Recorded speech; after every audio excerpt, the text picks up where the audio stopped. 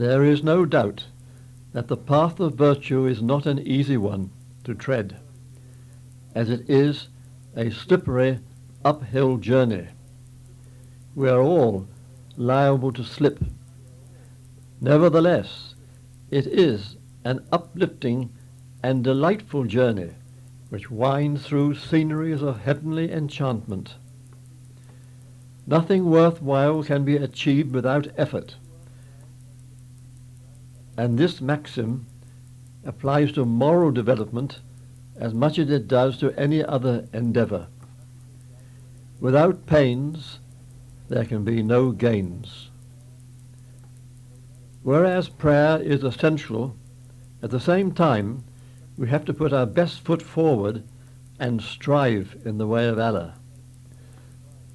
Some people pray for more than they are prepared to work for, and then they wonder why their prayers are not answered.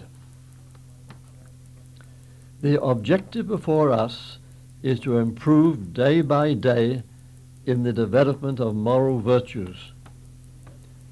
No one should like to remain static. It has been said that if we go not forward, then we go backward. This virtuous objective which we now have in our mind calls for self-effort and perseverance. Let it be said of us, when we die, that we died climbing on the path of moral virtue. God tells us in the Holy Quran, persevere in the right path. And again, Allah is with the steadfast. As I have mentioned, moral virtues cannot be developed without effort. We need to exercise constant self-vigilance, self-analysis, self-discipline, and self-control. As we are human beings and not angels, we are subject to weaknesses and liable to stumble and make mistakes from time to time, as we have many temptations to battle with and overcome. But if our spirit is strong, we need not despair of ultimate success. In fact, our every effort to advance in moral development will lead us upward towards heaven, and even if we fall short of the heights of our aspirations, we shall have travelled a long way on the heaven-bound path of virtue. God says in the Holy Quran that even when we falter and stumble, we should not despair. O my servant,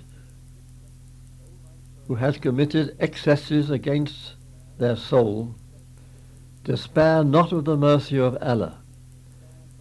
Surely Allah forgives all sins. Verily, He is most forgiving and merciful. And Hazrat Khalifatul Masih II is the author of a book, Ahmadiyyat or True Islam, in which he writes, Islam rescues man from despair and tells him that he can, in spite of his errors and mistakes, attain to the purity of mind and conduct, which is the highest goal of man. It thus encourages him to make constant efforts towards virtue and purity, and enables him, ultimately, to arrive at his goal. William Gladstone, a former British Prime Minister of the Victorian era, made the following significant statement: no man ever became great or good except through many and great mistakes. Although the prophets of God are exempt from this observation because they are exceptionally good all their lives, it is a truth which is witnessed in the lives of all other great men. So if, from time to time, we slip on the path of virtue, we should not be unduly grieved, but pick ourselves up and carry on, determined more than ever not to make the same mistake again. 2,000 years ago, a famous Roman author named Seneca wrote the following description of a virtuous man. The greatest man is he who chooses right with the most invincible resolution, who resists the sorest temptation from within and without, who bears the heaviest burdens cheerfully, who is calmest in storms, and the most fearless under menaces and frowns, whose reliance on truth, on virtue, and on God is most unfaltering. Simplicity is a characteristic of virtuous living, and the Holy Prophet of Islam has warned against leading a life of luxury. He said, "Beware of leading a life of luxury, for verily the servants of God never live luxurious lives." Simple living in the way of Allah polishes and brightens the soul, because one becomes detached to a certain extent from the material embellishments of this world. One does not hanker for this thing or hanker for that thing, while those loving luxury are not content in mind unless they have the best of everything. The truth has been said that the richest are those who have fewest wants, and the Holy Quran tells us that the best provision is righteousness and not the luxuries of this world. A virtuous person is content with little and is not interested in a life of luxury. Wealth, no doubt, is a blessing and does not necessarily prevent a person from living a simple life, although it very often does. Simple living has always been the way of the prophets of God.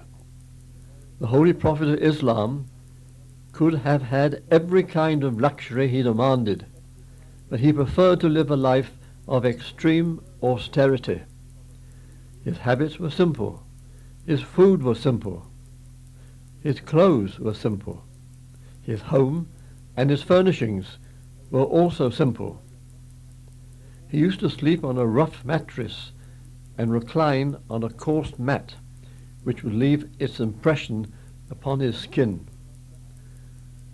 Someone once asked why he rested on such a coarse mat, while the rulers of other countries use soft mattresses and cushions.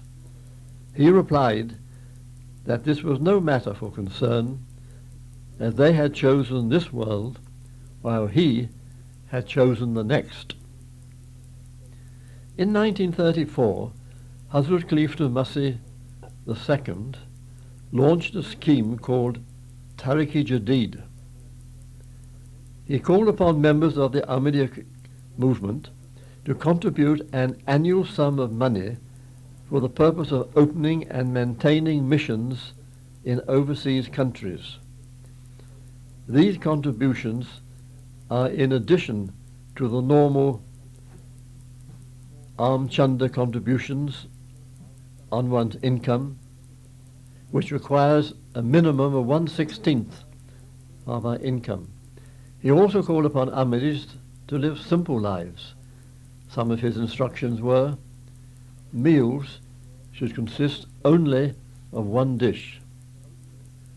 Stop going to cinemas and theatres. Call down on home decorations. Cut down on clothing expenses. Cut down on jewellery.